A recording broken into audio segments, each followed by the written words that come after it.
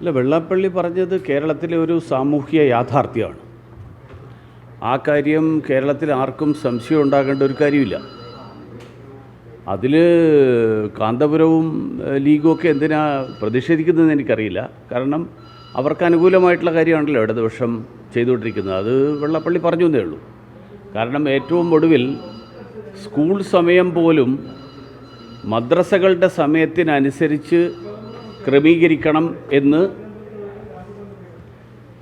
മതസംഘടനകൾ നിർദ്ദേശിക്കുന്ന തലത്തിലേക്കും അത് സർക്കാർ അംഗീകരിക്കുന്ന തലത്തിലേക്കും എത്തിയിരിക്കുകയാണ്.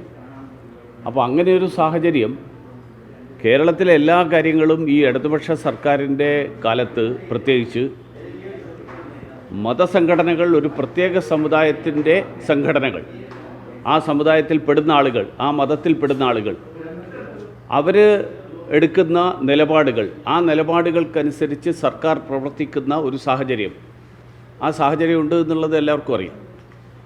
ആ യാഥാർത്ഥ്യം വെള്ളാപ്പള്ളി പറഞ്ഞു എന്നുള്ളതിൽ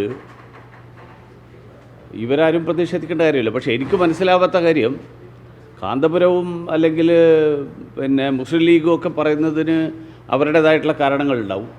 അവർക്ക് കാര്യങ്ങളൊക്കെ നടക്കണം, പക്ഷേ അത് പുറത്ത് ജനങ്ങൾ അറിയരുത് എന്ന് താല്പര്യമുണ്ടാവും.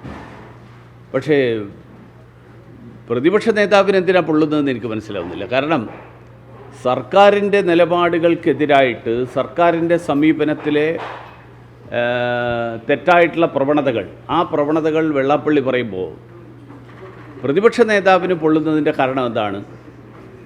അതോ പ്രതിപക്ഷ നേതാവിന് മുസ്ലിം ലീഗിൻ്റെ തീരുമാനത്തിനപ്പുറത്തും മുസ്ലിം ലീഗ് വരക്കുന്ന വരക്കപ്പുറത്തും ഒരു ഇഞ്ച് പോലും പോകാൻ ധൈര്യമില്ല, കഴിവില്ല, തൻ്റെ ഇടമില്ല എന്നുള്ളത് കൊണ്ടാണോ പ്രതിപക്ഷ നേതാവ് ഇങ്ങനെയൊരു പ്രസ്താവനയും അദ്ദേഹത്തിൻ്റെ എതിർപ്പുമായിട്ട് രംഗത്ത് വരുന്നതെന്നാണ് എനിക്ക് മനസ്സിലാവാത്ത കാര്യം.